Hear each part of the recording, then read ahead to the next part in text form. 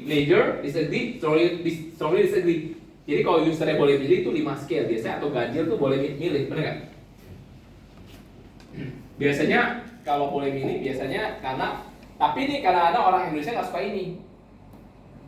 Kenapa? Karena kalau secara statistik kalau orang banyak milih tengah nggak valid nanti. Kalau diolah secara statistik, makanya orang Indonesia pilihnya yang valid aja, bikin skalanya 4 aja. Karena kalau 4 kan pasti kutub kiri, kutub kanan. Bener nggak? Kebayang maksudnya entah dia positif, entah itu negatif, bener nggak? Secara statistik pasti lebih valid. Tapi kalau orang luar nggak suka, kenapa? Karena orang nggak ada kebebasan, bener nggak? Kalau dia nggak mau pilih dua-duanya gimana? Kalau dia netral, nah makanya positif negatifnya gimana Pak? Kalau masing-masing 5, kapan kita pakai 5, kapan kita pakai 4? Kalau saya gini deh, kalau kalian nanya usernya masih sudah pasti mengenal objek itu, sudah pasti mengenal aplikasi itu yang dievaluasi, silakan gunakan skala 4. Tapi kalau kalian masih ada ragu-ragu, usernya kayak masih ada probability dia nggak sering gunakan, pakai skala 5. Jelas gak? Tapi kalau kalian udah yakin, kayak misalnya yakin apa sih Binus Maya itu survei, kalian yakin nggak pakai semua fitur? Yakin, skala 4. Dia harus memberikan persepsi, entah itu positif atau negatif. Clear gak? Questionnaire itu tricky ya. Di berbagai negara, kok kalian nyobain questionnaire, kok kalian slide ini, Pak kalau gitu nyobain questionnaire problem Pak, nyobain questionnaire kayak gini. Ini kita questionnaire emang problem ya? Kita tanya questionnaire problem di Southeast Asia, di Indonesia khususnya atau Southeast Asia itu problem. Kenapa sih kalau nyebarin questionnaire?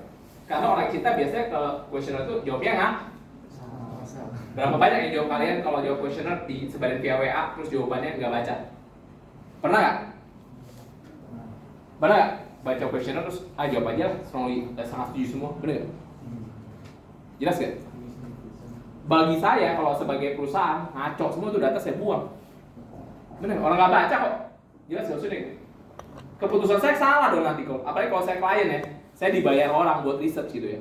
Itu bahaya loh. Bagi saya kalau orang udah bayar kita buat research, bayar itu lah berarti ini dia udah gunakan jasa kita. Saya sangat marah ke tim saya kalau dia ngumpulin data sembarangan. Karena tuh orang udah bayar mahal ngumpulin data, bener nggak? Dan kita harus responsibility. Emang makanya kalau lembaga riset yang benar susah, makanya susah mencari lembaga riset yang benar di Indonesia, bener nggak? Karena bukan berarti mereka cuma itu, mereka kadang-kadang suka ngumpulin datanya ngasal. Ngasal nanti maksudnya nggak? Yang penting data 1000 data, yang penting datanya ngumpul banyak, happy presentasi di PPT, 1000 orang, rata-rata orang setuju, ada, bener nggak? Kalau saya di real company, sorry ya, saya startup, itu kebanyakan company nggak suka data-data yang nothing, bener. Kebanyakan kalau nggak berarti, bener nggak? Paling gampang gimana? Saya sering kali kalau bikin questionnaire itu bikin trap question.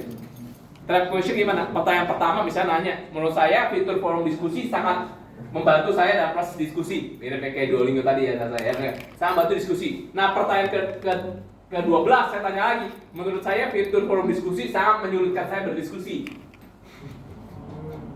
Kalau dia jawabnya sangat setuju berarti nggak baca itu. Bener. Mudah iya, sulit iya, enggak. Jelas maksudnya enggak? Enggak baca tuh saya buang. Biasanya pengalaman saya bisa buang 40%. Kalau respondennya orang Indonesia. Biasanya saya buang 40%. 40% tuh jawabnya kayak gitu. Yang kena trap question. Jelas ya? Sedangkan yang nggak kena trap question belum tentu benar juga. Jelas nggak maksudnya teman-teman ya? Hati-hati loh. Coba kamu yang punya perusahaan, data kamu ngawur, perusahaan kamu kesannya enak-enak aja, santai gitu. Kamu presentasi ya, dengan riset gila, ternyata orang puas ya dengan aplikasi saya. Sorry ya, saya gunakan bahasa kayak gini dulu ya. Nyantai-nyantai, enak perusahaan kita. Ternyata di belakang datanya ngawur. Jelas nggak maksudnya? Problem nggak? Pusing loh punya perusahaan kalau kita seakan-akan menikmati, bener, wah company kita bagus ya datanya, bener. Ternyata dalamnya itu data nggak bener semua. Bener nggak? Ternyata aplikasi kita nggak ready, bener nggak? Pusing loh, bener nggak? Ingat ya kalau saya selalu bilang, apalagi kalau perusahaan tech startup ya, kalian kan jadi tech startup, perusahaannya bangkrut, nggak ada aset yang disita. Kok nggak ada aset disita Pak? Disitanya ngapain Pak? Ya karena startup itu nggak ada asetnya. Pabrik bangkrut, kan tadi saya pernah bilang, pabrik bangkrut, mesinnya masih bisa dijual. Mobil kantor bisa dijual. Startup itu nggak punya aset. Punya apa? Gedung. Gedung itu kan nyewa. Cloud computing. Iya, cloud computing bayar sewa juga. Bener nggak? Clear nggak maksudnya? Makanya mereka harus concern dengan hal-hal kayak gitu. Data itu penting, mereka analisis, bener nggak? Nggak boleh miss, nggak boleh salah. Bener nggak? Kalau datanya turun, dia benar turun, nggak apa-apa. Supaya mereka antisipasi. Kalau kita turun nih, justru dia antisipasi cepat. Gimana ya pengguna kita turun, gimana ya ini turun, bener? Gimana orang pada nggak satisfied, bener nggak?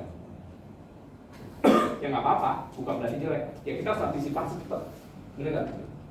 Jangan sampai kita happy, dalamnya keropos ya. Nah, tadi saya balik ke topik ya. Berarti kalau kayak gitu gimana Pak lesson learn-nya? Lesson learn-nya gini. Berarti kalau kita mau beli data yang benar kayak gimana dong? Saya kasih tipnya gampang ya. Yang dilakukan oleh government Singapura. Ini langsung cepat ya, langsung ke solusinya. Government Singapura sampai sekarang tuh terkenal negara yang paling banyak melakukan research dan aktif dan digunakan untuk negaranya. Bukan sekedar ngumpulin survei. Jelas ya? Jadi survei di Singapura tuh, kalau contoh saya kasih diibaratkan Changi Airport. Changi Airport itu survei itu hampir tiap hari ada orang survei di Changi Airport. Bukan kayak 6 bulan sekali lah, 2 bulan sekali nih mau audit, bener nggak? Nanya-nanya orang, bener nggak? Tiap hari ada aja. Kalau kalian nanti ke Changi Airport, kebagian akan ketemu. Yang datang siapa di sana, tahu nggak? Makanya Changi Airport dinyatakan the best airport, bener nggak? Dia bukan karena the best-nya, bukan karena pemerintahnya bagus, inovatif, bukan. Karena selalu dengar suara customer. Saya kasih tahu ini kenapa, karena head of research-nya dulu alumni kita. Head of research di Changi Airport, bener nggak? Kemudian maksudnya, dan dia cerita banyak begitu. Bahkan research di Changi Airport tuh punya departemen khusus untuk melakukan research, karyawan tetap, bener nggak? Dia survei ngapain? Dia survei, dia tanya, bener nggak? Yang nanya siapa tahu gak? Dia nggak percaya ini questionnaire, dia nggak percaya QR code ditempel, saya isi survei, nggak percaya, hasilnya nggak valid. Yang dia lakukan adalah kalau Changi Airport, dia datangin customer-nya satu-satu, ada siapa yang datangin, tahu nggak siapa? Anti. Kenapa? Karena dianggap lebih pas. Iya. Kenapa? Karena anti kalau datang nggak akan yang akan ditolak, probability tolaknya jarang, bener. Kalau anak muda kan gini aja, suruh ya sibuk lah, bener nggak? Kalau anti kamu nggak akan tolak ya, kualat sama orang tua lo. Bener nggak? Yang kedua, kenapa hati-hati? Karena hati-hati bukan bisa 3 bahasa rata-rata. Yang udah di umur segitu, rata-rata dia bisa bahasa Inggris, bahasa Mandarin, bahasa Melayu. Karena turis di sana masih mayoritas orang Indonesia, jadi gampang grab the audience-nya, bener nggak? Bener maksudnya nggak? Kayak anak muda Singapura nggak bisa bahasa Melayu sekarang, bener nggak? Dia bisa 3 bahasa. Terus yang berikutnya lagi, apa berikutnya? Yang berikutnya dia kerjanya lebih jujur biasanya, bener nggak? Totalitas, karena kerjanya cuma itu, bener nggak? Jadi dia pakai iPad kerjanya, nanya ke kamu datang satu-satu. Is it the first time you come to Singapore? What are you doing in here? Dia bantu jawabin. What do you think about aircon in here? Is it okay? The aircon? Okay, bener nggak? Dia coba satu, bener nggak? Jadi akhirnya dapat feedback yang komprehensif, bener nggak? Nggak sekedar cuman, ya kayaknya udah bagus bandara kita, bener nggak? Bener nggak? Kayaknya udah cukup inovatif, bener nggak?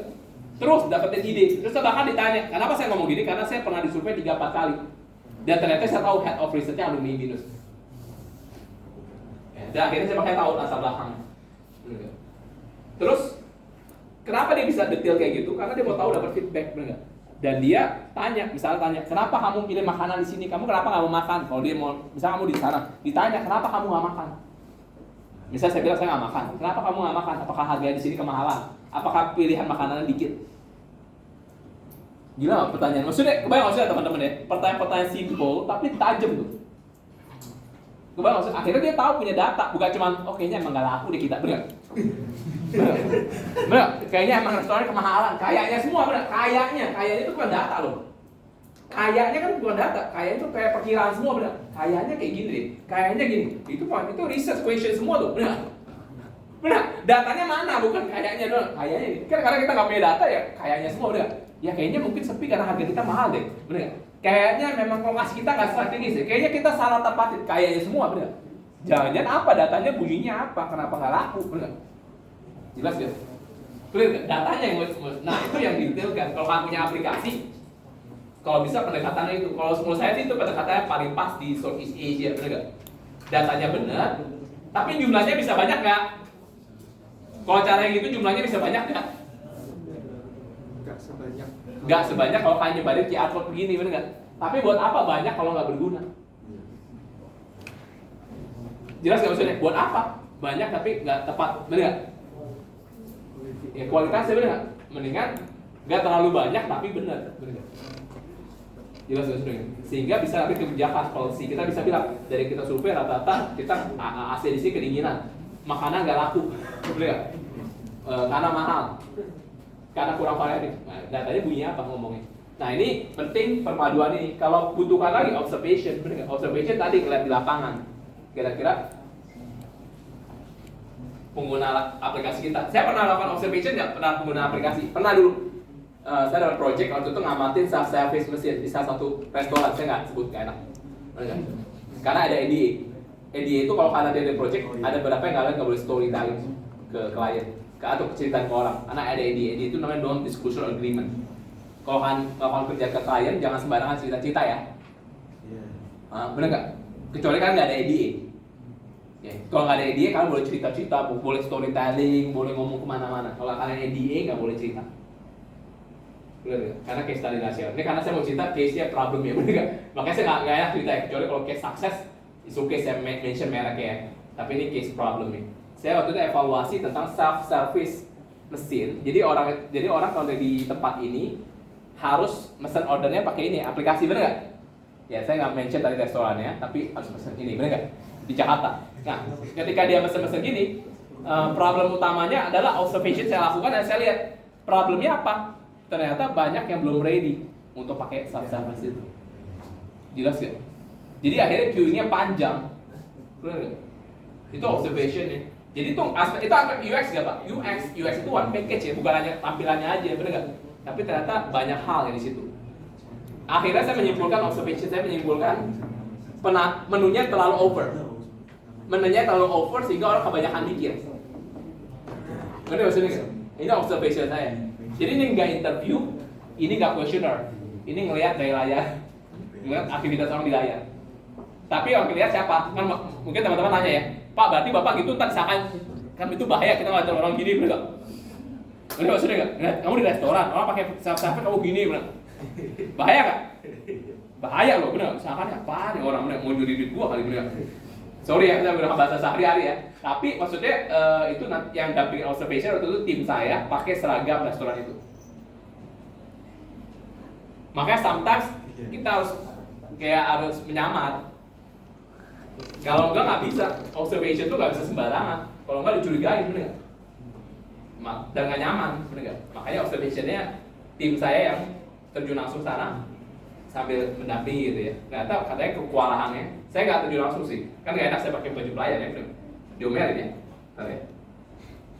Nah ini analisis datanya ya. Berikutnya kalau analisis data ada beberapa poin penting, ada mean, median, mode, terserah model yang akan digunakan. Ini pertanyaan-pertanyaan tadi saya sempat highlight bahwa pertanyaan itu harus to the point, harus menghighlight tentang poin-poin yang memang kalian spesifik ya, be spesifik. Kalau ada pilihan harus spesifik dan sebagainya. Ini tadi saya sudah bahas. Kalau data kualitatif, nanti kan penting untuk melakukan tematik dari datanya. Jadi kalau datanya sudah beraneka ragam, hasil tadi interview misalnya ya, datanya teks nih. Menurut Anda gimana? Orang itu jelaskan dalam satu paragraf gitu ya. Nah, kalian bisa harus tentukan kata kunci yang orang itu repeat berkali-kali. Bisa dianalisis dengan NVivo, bisa dianalisis dengan software-software lainnya. Tapi yang saat ini baik digunakan NVivo software. Jadi melihat kata-kata kunci yang di-repeat orangnya sesuai dengan temanya berkali-kali apa. Tadi saya kasih contoh di kelas sebelah.